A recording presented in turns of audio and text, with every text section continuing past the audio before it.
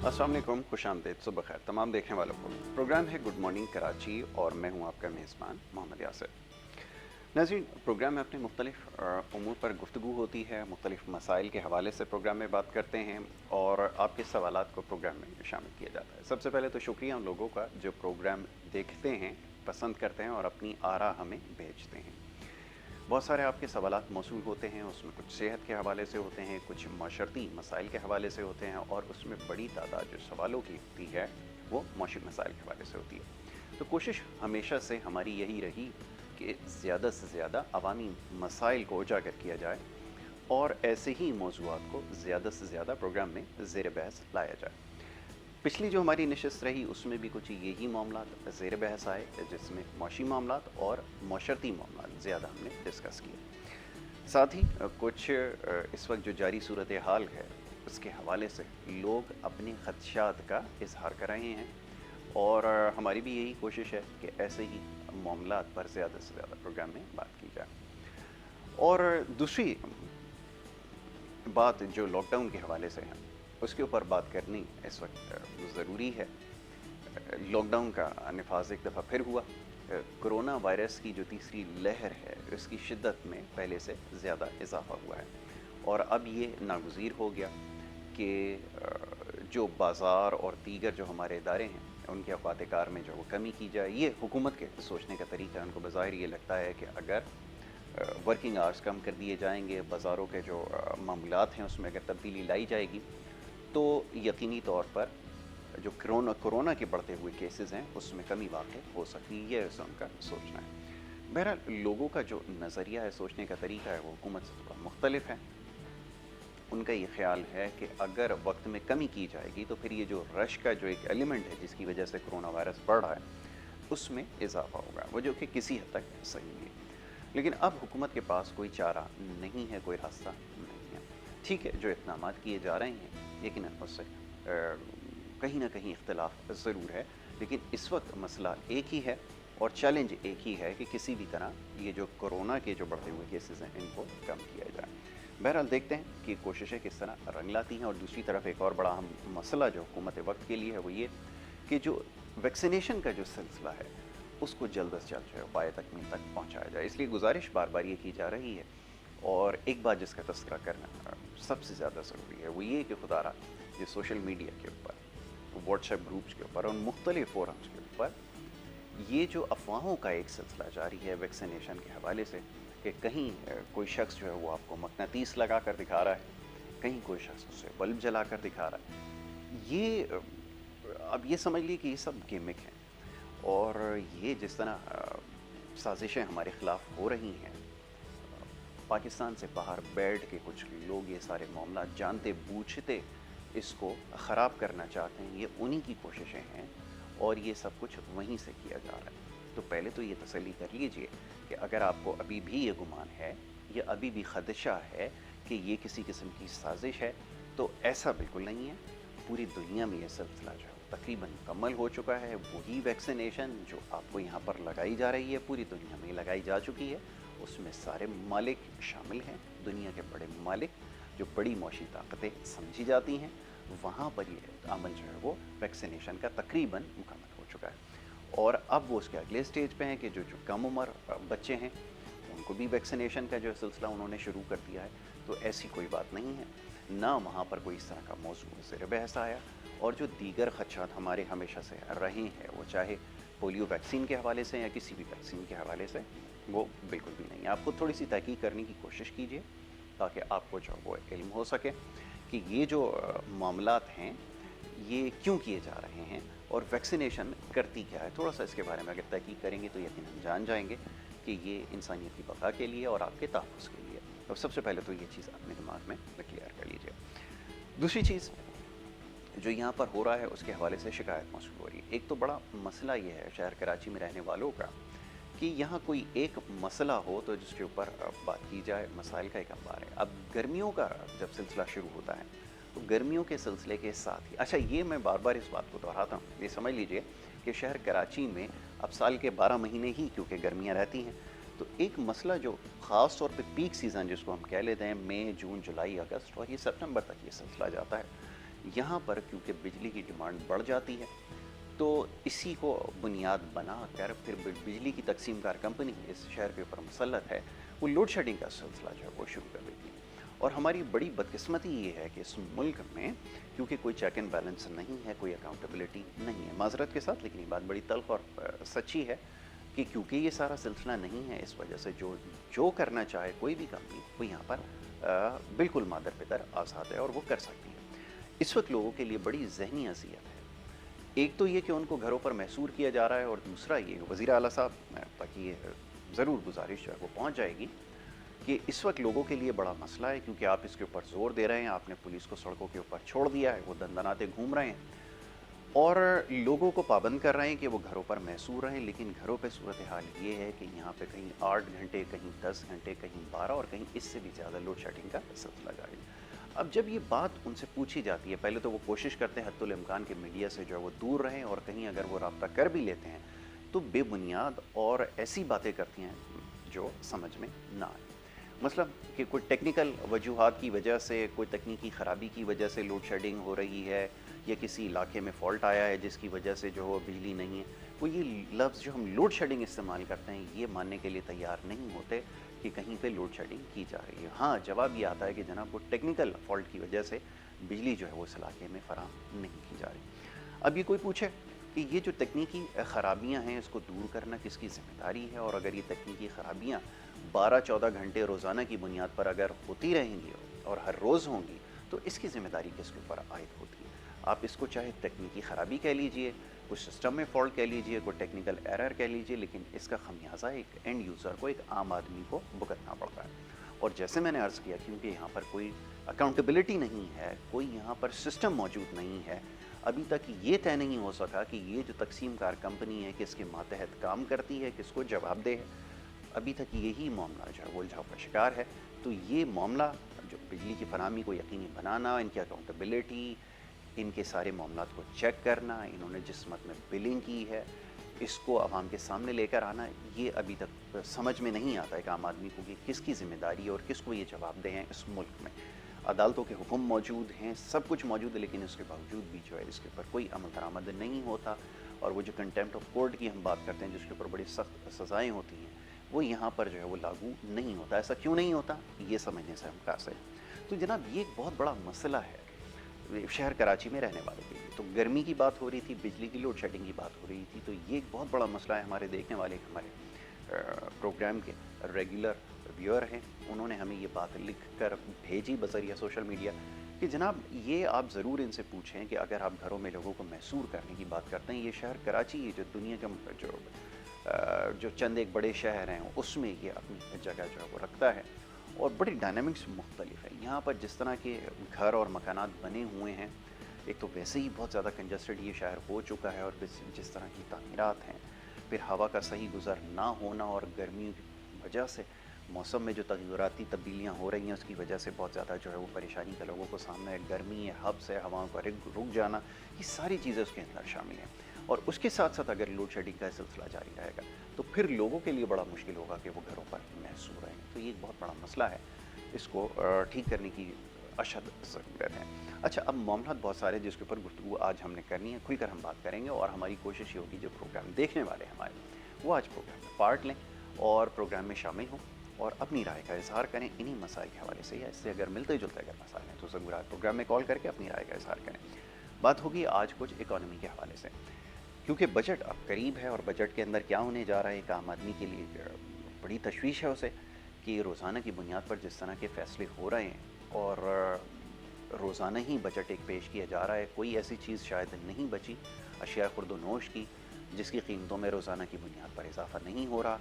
तो ये बजट अब क्या लेकर आ रहा है एक आम आदमी के लिए, दावे तो बड़े किए जा रहे हैं, और जो अदाद शुमार पेश किए जा रहे हैं वो बड़े समझ लें कि लोगों के लिए समझना बड़ा उनको जो है वो मुश्किल हो जाता है कि किस बुनियाद के ऊपर ये अदाद शुमार पेश किए जा रहे हैं और इनकी क्या हकीकत है। माजी में जैसे ही कहा जाता था कि वो फैब्रिकेटेड नंबर्स हैं, उनको जो खुद जनरेट किया जाता है ताकि इकॉनमी को बेहतर दिखाया जा सके, इस वक्त भी सूरत हाल जो है वो मुख्तलिफ नहीं है। तो इसके ऊपर आज कोशिश करेंगे प्रोग्राम में गुफ्तगू करें। इस वक्त लाइन पर हमारे साथ मौजूद हैं हमारे मेहमान, और आप एक खुद तज्ज़ियाकार भी हैं, प्रोग्राम एंकर भी हैं, مختلف امور پر گفتگو کرتے ہیں اور تعلیم کے شعبے سے بھی وابستہ ہیں اور ہمارے پروگرامز میں اکثر شریک بھی ہوتے رہتے ہیں. آپ ان کی گفتگو سنتے ہیں. معیشت کے حوالے سے خاص طور پر ان سے ہماری گفتگو ہوتی ہے. چودھری اکمل صاحب ہمارے ساتھ اس وقت ٹیلی فون لائن پر موجود ہیں, انہیں میں خوش آمدید کروں گا. چودھری اکمل صاحب بہت شکریہ پروگرام میں وقت دینے کے لیے. چودھری اکمل صاحب آواز آپ میری سن سکتے ہیں؟ جی جی جناب, سب سے پہلے تو پروگرام میں آپ کو خوش آمدید کہوں گا. جی بھائی ہمارے. اچھا, اب یہ فرمائیے گا کہ یہ اعداد و شمار کے حوالے سے لوگ جو ہیں تذبذب کا شکار ہیں, وہ یہ جاننا چاہتے ہیں کہ یہ جو نمبرز دکھائے جا رہے ہیں خاص طور پہ شرح نمو کے حوالے سے جو 3.94% دکھائی جا رہی ہے, یہ کس بنیاد کے اوپر نمبر جنریٹ کیے گئے ہیں؟ کیونکہ اب معیشت تھوڑی تھوڑی لوگوں کو اب سمجھ میں آنا شروع ہو گئی ہے, تو ان کے لیے تو یہ ماننا بڑا مشکل ہے کہ جو نمبر اور اعداد و شمار پیش کیے جا رہے ہیں, اس کے بعد جو دیگر اشاریے ہیں اس کے اوپر ہم گفتگو کریں گے. لیکن شرح نمو کے حوالے سے بھی آپ کے بھی تحفظات ہیں جس کا آپ نے اظہار سوشل میڈیا پہ کیا ہے.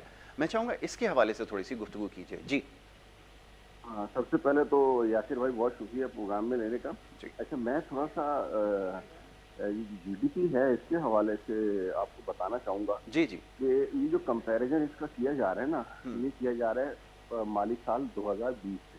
جی اچھا, آپ کو بھی پتہ ہے اور مجھے بھی پتہ ہے کہ 2020 کا مالی سال ہسٹری میں جو ہے نا, اکنامک ہسٹری ہو یا انسانی تاریخ ہو, پاکستان کی تاریخ ہو, اس میں اس طرح کا سال شاید ہی کبھی آیا ہو کہ لوگ گھروں میں محصور ہو گئے ہوں اور 6 مہینے 8 مہینے جو وہ کاروبار بند رہے ہوں, پروڈکشن ہوئی نہ ہو.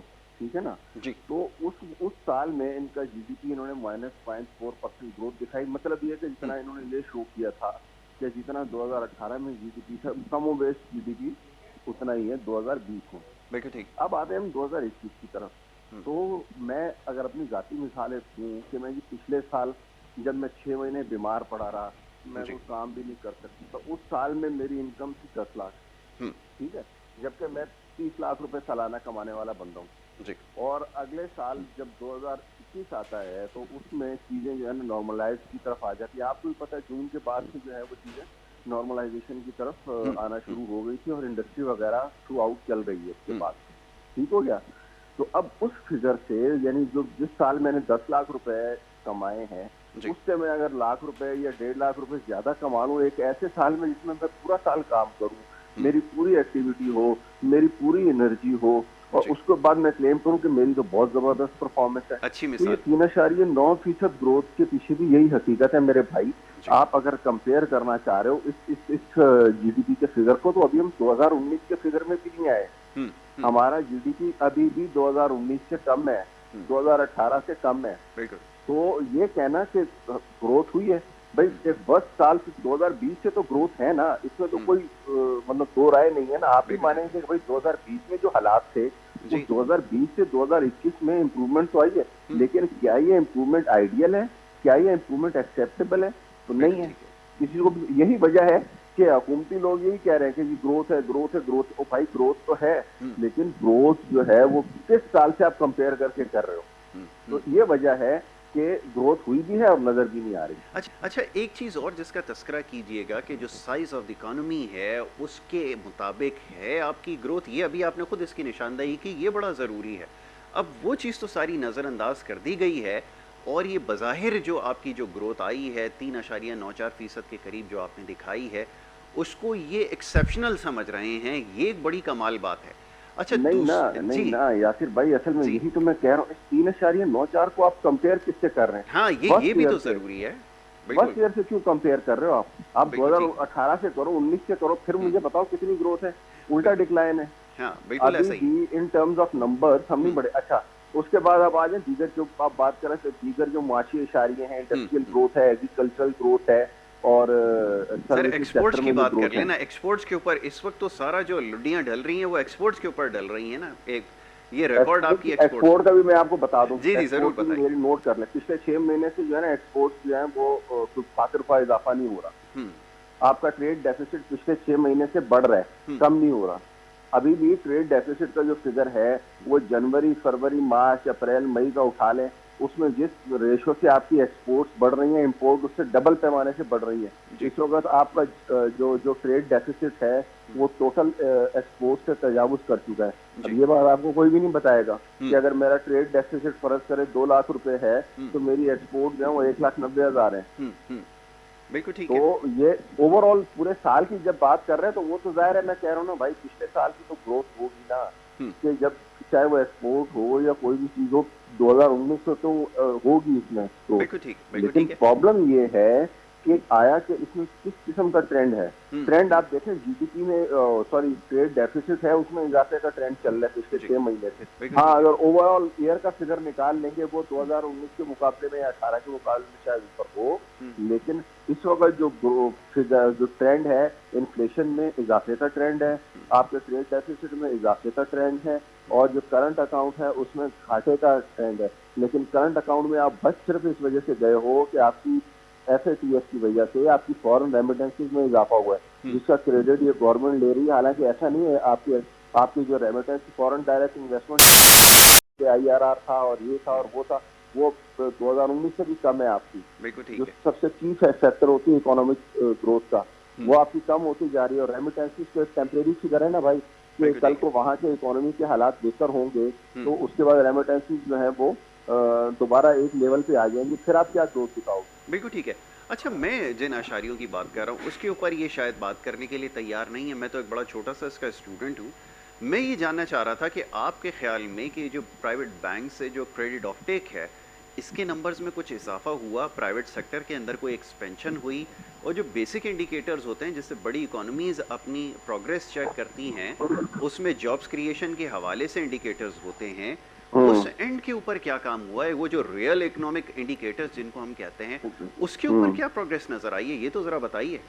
دیکھیں میں آپ کو بتاؤں جو لارج اسکیل مینوفیکچرنگ ہے اس نے جو اسٹیٹ بینک میں جو کریڈٹ کی فیسلٹیز دی تھی ان کا فائدہ اٹھایا ہے. لیکن میں کہوں کہ ایس ایم ای جو اسمال اینڈ میڈیم انٹرپرائز ہیں اس کو گورنمنٹ نے بالکل نظر انداز کیا ہوا, جس کو ہوم اینڈ کاٹیج انڈسٹری کہتے ہیں. ان کے لوگوں کو نہ تو لون ملنے کا کوئی آسرا ہے, نہ ان کو پتہ ہے کہ لون کیسے ملتا ہے. میرے اپنے کئی جاننے والے ہیں جو کہ اس چکر میں ہے کہ ہمیں کچھ 10, 15, 20 لاکھ میں مل جائے تو ہم اپنا کاروبار شروع کریں, بٹ دے آر انیبل. تو یہ جو مائکرو فائنینسنگ ہے یا جو جس کو ہم کہتے ہیں فائنینشیل انکلوژن, اس کی طرف گورنمنٹ نے جو ہے نا وہ تھیوریٹیکلی تو بہت اقدامات اٹھائے لیکن پریکٹیکلی اور اپیرنٹلی اس کی کوئی ایگزامپل جو ہے نا وہ نظر نہیں آ رہی ہے. آپ شاید آپ کے اگر کہیں نظر میں آ رہا ہوگا, آپ کے جاننے والوں میں سے کسی نے کوئی بینک سے فائنانس لے کے کوئی کاروبار میں گرو کیا تو مجھے بتائیں, اسی طریقے سے کوئی اور ہو تو بتائیں. ہاں لارج اسکیل مینوفیکچرنگ جہاں پہ بڑے بڑے فائنینشیل ایکسپرٹ بیٹھے ہوئے ہیں ان کو پتہ ہے کہ کریڈٹ کس طریقے سے لینا ہے اور کریڈٹ کو کس طریقے سے استعمال کرنا ہے, تو انہوں نے تو اپنے طریقے سے یعنی اسٹیٹ بینک سے کم ریٹ پہ لے کے آگے زیادہ ریٹ پہ کمرشل بینک کو دے دیا, تو اس سے کوئی اکنامک ایکٹیویٹی ضروری نہیں ہے کہ جنریٹ ہوئی ہو. ہاں اسٹیٹ بینک کا قرضہ کنزیوم ہو گیا, وہ اپیرنٹلی فگرز میں نظر آ گیا کہ لارج اسکیل مینوفیکچرنگ میں اضافہ ہوا ہے. لیکن ایک اور پوائنٹ میں آپ کو یہاں پہ بڑے بتانا چاہوں گا کہ یہ کلیم یہ کر رہے ہیں کہ جی انڈسٹری میں بھی جو ہے وہ پتہ نہیں, ابھی عارف علی کی سیکیورٹی کے فگر شیئر کسی نے کیے ہوئے تھے کہ آٹو میں 56% کا گروتھ ہے اور سیمنٹ میں 30% کا گروتھ ہے, اور ایسی ایسی گروتھ بتائی ہوئی تھی. تو بھائی ہم being cost and management accountant جب گروتھ ہوتا ہے تو ہم اس کو اپنی ٹرمینالوجی میں کہتے ہیں ویریئنس. ویریئنس میں جو ہے نا وہ 2 ایلیمنٹس ہوتے ہیں, ایک پرائز کا, ایک کوانٹٹی کا. بالکل ٹھیک ہے نا, یعنی ایک اضافہ یا کمی ہوتی ہے کوانٹٹی کی وجہ سے کہ میں نے کوانٹٹی زیادہ بیچی تو میرے پر ریونیو زیادہ ہوا, اور ایک ایلیمنٹ ہوتا ہے اس میں پرائز کا کہ میں نے سیم کوانٹٹی بیچی لیکن پرائز بڑھ گئی, تو اس کی وجہ سے بھی ریونیو میں اضافہ ہوا. تو آپ کو پتہ ہے کہ انفلیشن کا سال ہے, اس میں جو گاڑی جو ہے نا وہ پچھلے سال 28 لاکھ کی 40 لاکھ کی بک رہی ہے, تو اگر وہ اپنے یونٹ کم بھی سیل کرے گی تو بھی اس کی گروتھ میں تو اضافہ نظر آئے گا انفلیشن کی وجہ سے. بالکل ایسا ہی. تو کوانٹٹی اور ریونیو کوانٹٹی کے فگر کو اور پرائز کے فگر کو الگ الگ کر کے اگر آپ دیکھیں نا تو کوانٹٹی کے فگر میں کوئی سبسٹینشیل امپروومنٹ نہیں ہے. یہ آپ نے ٹھیک کہا, والیومیٹرک جو گروتھ ہے وہ رک گئی ہے جس کو یہ کنسیڈر نہیں کر رہا ہے, اور یہ پرائسز کو دیکھ رہے ہیں کہ جو نمبرز ہیں ہمارے وہ انکریز ہو گئے. بالکل آپ نے صحیح بتایا, بالکل ایسا ہی. بیسیکلی پرائس کی وجہ سے جو ہے نا انفلیشن کی وجہ سے پرائسز بڑھی ہوئی ہیں ہر چیز کی. ठीक है ना। तो उसकी वजह से आपको वो अपेरेंटली ग्रोथ नजर आ रही है, वो ग्रोथ नहीं है भाई। एग्रीकल्चर में ये कह रहे हैं ग्रोथ है, बिल्कुल। तो यार ये कैसी ग्रोथ है कि चीनी भी शॉर्ट है, आटा भी शॉर्ट है, सब्जियां भी शॉर्ट है, अच्छा। सब चीजें महंगी हो रही हैं। तो भाई जब ग्रोथ होती है तो सप्लाई में इजाफा होता है ना, तो सप्लाई में जब इजाफा होता है तो प्राइसेस में कमी होती है, क्योंकि डिमांड पे इम्पैक्ट होता है। तो क्यों नहीं हुआ? ठीक। ये मुझे किसी फाइनेंशियल एक्सपर्ट से बताया ना, ये खिलाफ कानून जो है ना वो चीजें क्यों हो रही हैं? कि एक ऐसे ही। तरफ आप कह रहे हैं कि आपकी एग्रीकल्चरल ग्रोथ हुई है, तो ग्रोथ हुई है तो फिर आटा क्यों महंगा हुआ? अच्छा, ये बात आपकी बिल्कुल अच्छा, ठीक वो है। कहते हैं कि नहीं सुने, जी जी। उसका जवाब पता क्या है? वो तो हाँ। मिस मैनेजमेंट है, वो लोगों ने स्टोर किया हुआ था। हाँ। चलो अगर स्टोर किया हुआ तो फिर वो जीडीपी में फिगर कहाँ से आ गया? एक एग्जैक्टली। चीज में मार्केट में ही नहीं लाया, वो बिकी नहीं, तो फिर वो जीडीपी में ही नहीं आई ना भाई। हाँ। तो फिर आप ग्रोथ क्यों क्लेम कर रहे हो? बिल्कुल बिल्कुल ऐसा ही है, आपने बिल्कुल ठीक कहा। अभी जो मैं पॉइंटर्स बना रहा था उसमें मेरे दिमाग में एक बात ऐसी आई कि ये जो कल सिंध असम्बली के अंदर जो कुछ हो रहा था पानी की शॉर्टेजेस की वजह से, इसका भी इम्पैक्ट आपकी इकोनॉमी पर आएगा, क्योंकि आपकी एग्री बेस्ड इकोनॉमी है ना, जिसको आप समझते हो, तो वहाँ पे इसका इम्पैक्ट आएगा। और आपकी जो आप समझ लें यील्ड है वो कम होगी, आपकी जो क्रॉप्स हैं उसके अंदर इसको जो है वो फ़र्क पड़ेगा। ये तमाम चीज़ें इनकर्ड इसके अंदर होंगी जो आगे जाके रिफ्लेक्ट होंगी। लेकिन वो हो, अब जैसे ये पॉजिटिव इंडिकेटर्स जो हैं सारे हो गए हैं, हो सकता है इसको भी आगे वो शो कर दिया जाए। लेकिन हम 2019 के मुकाबले में हुए, मैं फिर जी आपको जी बार-बार जी बिल्कुल ठीक है, आप सही है, इसको एम्फसाइज कर रहे हैं और ये बात बिल्कुल दुरुस्त है कि 2020 के मुकाबले में हुए, 2019-18 के मुकाबले में कोई फिगर इंप्रूव नहीं हुआ। एग्जैक्टली साबित करके दिखा। हाँ, ये वो जो फेल पर्चे हैं उससे अपना मुकाबला कर रहे हैं कि इसमें हमारे 33 नंबर आए तो हम देखें उस वक्त तो फेल हो गए थे, लेकिन इस वक्त तो हम जो है वो अच्छे नंबर है, ये आप कहना चाह रहे हैं। बिल्कुल ठीक है। जी हाँ, जी हाँ, जी हाँ। सही है, ठीक है।